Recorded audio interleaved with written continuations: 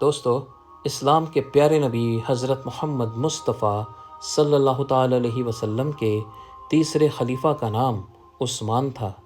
کنیت ابو عبداللہ، ابو عمر اور لقب عثمان تھا۔ ان کو جنورین کا مطلب دو نور والا کہا جاتا تھا۔ حضرت عثمان غنی رضی اللہ تعالیٰ عنہ کا خاندانی سلسلہ پیارے نبی کی 5ویں پشت سے تھا۔ اس زمانے میں قبیلہ قریش میں دو خاندان بہت مشہور تھے، ایک بنو ہاشم اور دوسرا بنو امیہ۔ حضرت محمد مصطفیٰ صلی اللہ تعالی علیہ وسلم بنو ہاشم خاندان سے تھے، جبکہ حضرت عثمان غنی رضی اللہ تعالیٰ عنہ کا تعلق بنو امیہ خاندان سے تھا۔ بنو ہاشم کی طرح بنو امیہ بھی اپنی شرافت، سخاوت اور بہادری کی وجہ سے بہت مشہور تھے۔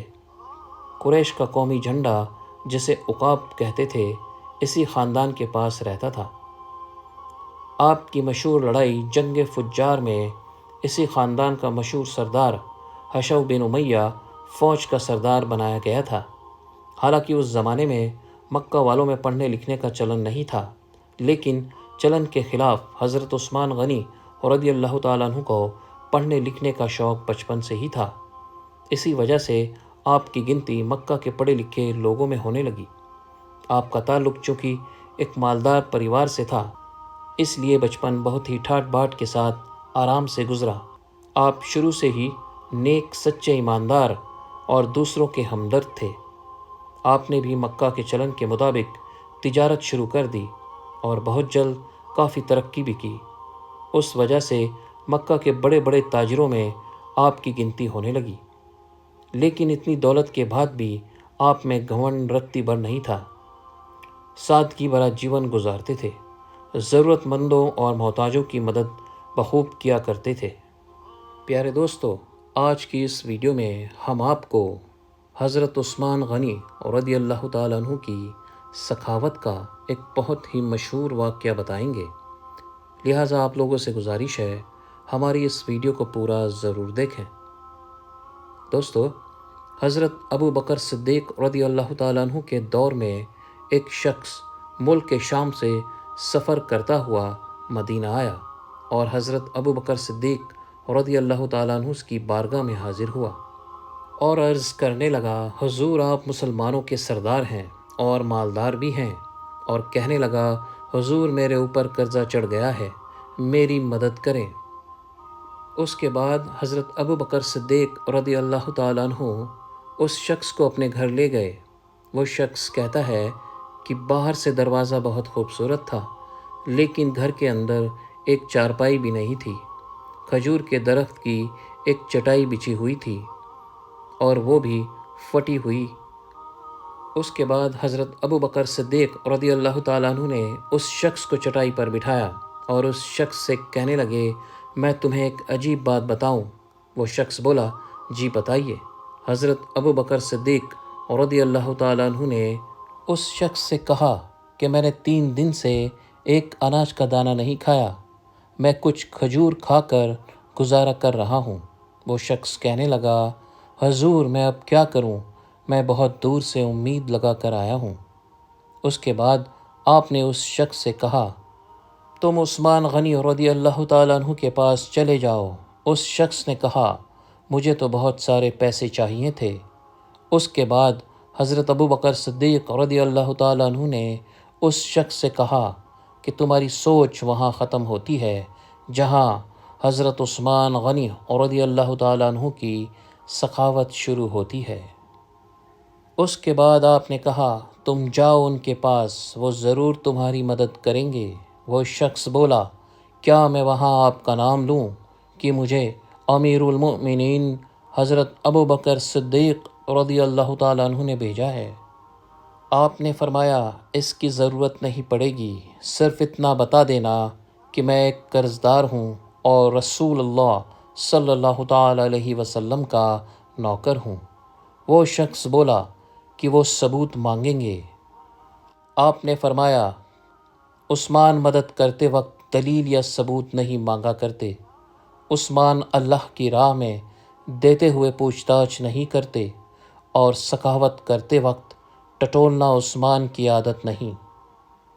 پھر وہ شخص وہاں سے پوچھتے پوچھتے حضرت عثمان غنی رضی اللہ تعالیٰ عنہ کے دروازے پر پہنچ گیا اور دروازے پر دستک دی۔ حضرت عثمان غنی رضی اللہ تعالیٰ عنہ کی اندر سے بولنے کی آواز آ رہی تھی۔ وہ اپنے بچوں کو ڈانٹ رہے تھے کہ تم لوگ دودھ کے اندر شہد ملا کر پیتے ہو، خرچہ تھوڑا کم کیا کرو، اتنا خرچہ کرنے کی ضرورت نہیں ہے، دودھ میٹھا، شہد بھی میٹھا، تم کوئی بیمار تھوڑی ہو۔ یہ سب باتیں وہ شخص دروازے پر کھڑے سن رہا تھا اور سوچنے لگا کہ ابو بکر صدیق رضی اللہ تعالیٰ عنہ تو بڑی بڑی باتیں بتا رہے تھے، لیکن یہ تو اپنے بچوں کو دودھ میں شہد ملانے پر ڈانٹ رہے ہیں۔ بھلا یہ کیسے میری مدد کریں گے؟ اور مجھے تو کئی ہزار دینار چاہیے، کیا یہ دیں گے؟ وہ شخص کہتا ہے، ابھی میں یہ سب سوچ ہی رہا تھا کہ اندر سے دروازہ کھلنے کی آواز آئی، وہ باہر آئے اور میں نے سلام کیا تو انہوں نے سلام کا جواب دیا اور وہ سمجھ گئے کہ میں مومن ہوں۔ وہ مجھ سے کہنے لگے، معاف کرنا، بچوں کو سمجھا رہا تھا اس لیے آنے میں دیر ہو گئی۔ اس کے بعد حضرت عثمان غنی رضی اللہ تعالیٰ عنہ نے اس شخص کو اندر بٹھایا اور اس کے بعد اس شخص کے سامنے جو سب سے پہلی چیز پیش کی گئی وہ دودھ میں شہد ڈال کر دیا گیا اور پھر کھجور کا حلوہ پیش کیا گیا۔ وہ شخص کہتا ہے کہ میں سوچنے لگا کہ یہ کیا ماجرا ہے، ابھی تو گھر والوں کو ڈانٹ رہے تھے کہ ایک چیز استعمال کیا کرو اور میرے سامنے تو 3 چیزیں پیش کر دی، لیکن ابھی بھی اس شخص کے دل میں شک تھا کہ میری ضرورت تو بہت زیادہ ہے، پتہ نہیں یہ میری مدد کریں گے یا نہیں۔ وہ شخص کہتا ہے کہ مہمان نوازی کے بعد حضرت عثمان غنی رضی اللہ تعالیٰ عنہ نے پوچھا کہ بتاؤ کیسے آنا ہوا؟ وہ شخص بولا کہ میں مسلمان ہوں اور ملک شام کا رہنے والا ہوں اور کچھ کاروباری مشکلات کی وجہ سے مجھ پر قرض ہو گیا ہے، مجھے کچھ پیسوں کی ضرورت ہے۔ وہ شخص کہتا ہے کہ میں نے کچھ پیسے کہا تو انہوں نے ایک آواز دی تو ایک غلام ایک اونٹ پر کچھ سامان لدا ہوا لے کر حاضر ہوا۔ وہ شخص کہتا ہے کہ مجھے 3000 اشرفیاں چاہیے تھی، یہ بات ابھی میں نے انہیں بتائی نہیں تھی۔ حضرت عثمان غنی رضی اللہ تعالیٰ عنہ کہنے لگے، اس اونٹ پر تمہارے اور تمہارے گھر والوں کے لیے کپڑے اور کھانے پینے کا سامان اور 6000 اشرفیاں رکھوا دی ہیں، اور تم پیدل آئے تھے، اب اس اونٹ پر جانا۔ وہ شخص کہنے لگا، میں فوراً، کہاں حضور یہ اونٹ واپس لے کر کون آئے گا؟ حضرت عثمان غنی رضی اللہ تعالیٰ عنہ کہنے لگے، واپس کرنے کے لیے نہیں دیا ہے، میں نے یہ تحفہ تمہیں دیا ہے، تم لے جاؤ۔ وہ شخص کہتا ہے کہ میں کہاں سے چلا تھا ڈھونڈتا ہوا اور پھر مدینے میں آیا، اور جب مدینے میں آیا تو اللہ نے مجھے میری امید سے زیادہ عطا کر دیا۔ وہ شخص کہتا ہے، میری آنکھوں سے آنسو جاری ہو گئے اور میں نے کہا، حضور آپ نے تو مجھے میری ضرورت سے بہت زیادہ دے دیا۔ حضور میں معافی چاہوں گا، میں تو سوچ رہا تھا کہ دودھ اور شہد پر آپ اپنے گھر والوں کو ڈانٹ رہے تھے تو آپ میری مدد نہیں کریں گے۔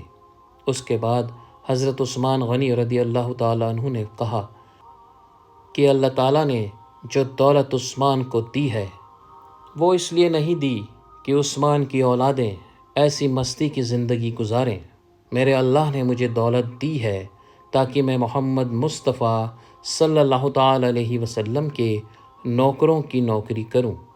وہ شخص کہتا ہے، میں دروازے تک گیا تو میں نے کہا، شکریہ آپ کا۔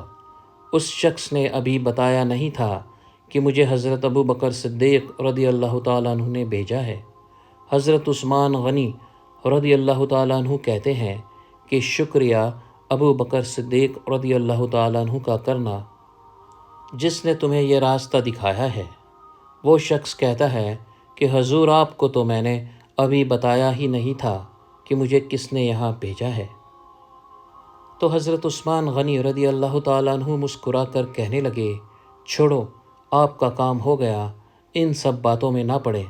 محترم عزیز دوستو، یہ تھی حضرت عثمان غنی رضی اللہ تعالیٰ عنہ کی سخاوت اور ان کی شان، جنہوں نے اپنی دولت اور اپنا سب کچھ اللہ تعالیٰ اور اس کے رسول کی راہ میں قربان کر دیا کرتے تھے۔ پیارے دوستو، اگر آپ کو ہماری یہ ویڈیو پسند آئے تو صدقہ جاریہ کی نیت سے ہماری ویڈیو کو لائک کریں، شیئر کریں اور ہمارے چینل کو سبسکرائب ضرور کریں۔ جزاک اللہ۔